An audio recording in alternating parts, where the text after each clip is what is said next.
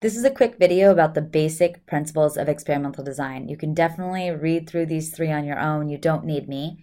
But if you want a little bit more to get these down or remember them, I'm just going to go ahead and just run through them. So, randomization. We need to make sure that we are randomly assigning people to our treatment and control groups, or our treatment groups if there are multiple types of treatment that we're looking at. This is to make sure that no personal bias comes in. So two examples where you might see bias: if you're a pharmaceutical company testing a drug for market for a particular disease, you may want to choose the people who have the least bad cases of the disease because they're the most likely to see improvement or have the disease go into remission. So you have this vested interest in your drug performing well, and you might be biased or likely to put people who are going to perform well into your treatment group. Versus like a bleeding heart doctor who feels really strongly for their patients may go the opposite way and be more likely to put someone who they feel like really needs the shot at the drug instead of the placebo into the treatment group. And if they do that a lot, we're going to have a very sick treatment group versus a not as sick control group. And we really want our treatment and control groups to look as similar as possible. And we achieve that through randomization. Control groups are important. We need to make sure that we're accounting for outside influences. And the only way to do that is by using a control group. So I'll tell you a ridiculous story from my time at UCSD.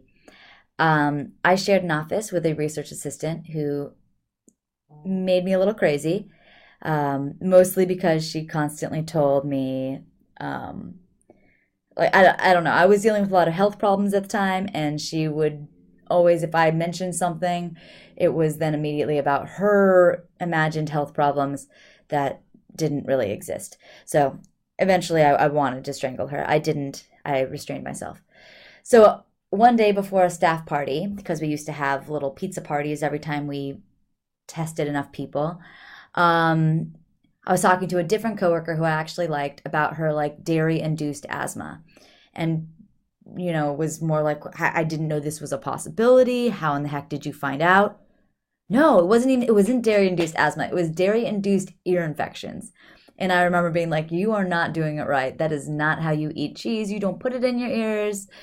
Joking around with her when Anna, the coworker who drove me crazy, came bouncing up and became part of the conversation and was like, oh, you should really take oil of oregano. It will cure your dairy-induced ear infections. And I'm sitting there going, first off, I know you haven't heard of a dairy-induced ear infection before because this is already bananas. But how in the heck is oil of oregano supposed to help? And how would you know this? Go away. Anyways, this got me thinking of a silly example to help with the idea of control groups. What if instead of ear infections, dairy-induced ear infections, we were dealing with allergies? So say everybody in the office is suffering terrible allergies.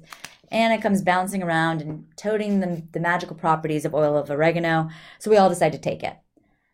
Now, if we all take oil of oregano, and a week later, magically our allergies are all better, does that mean oil of oregano fixed everything?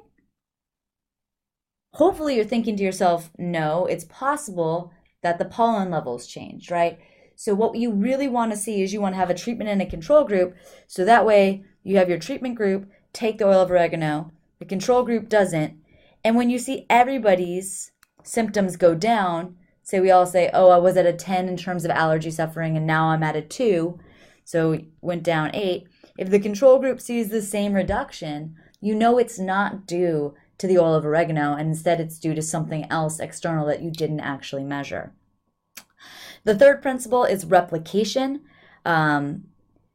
Just because I managed to get some crazy result one time doesn't mean that I just didn't get really, really lucky.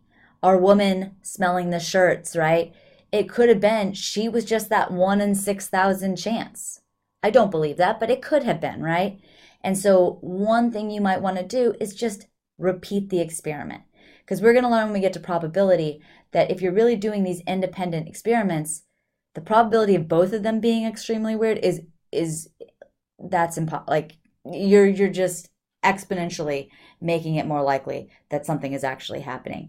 And this a particular one, I'm going to say I'm going to post up that video of John Oliver's. I'll probably just put it right into our playlist.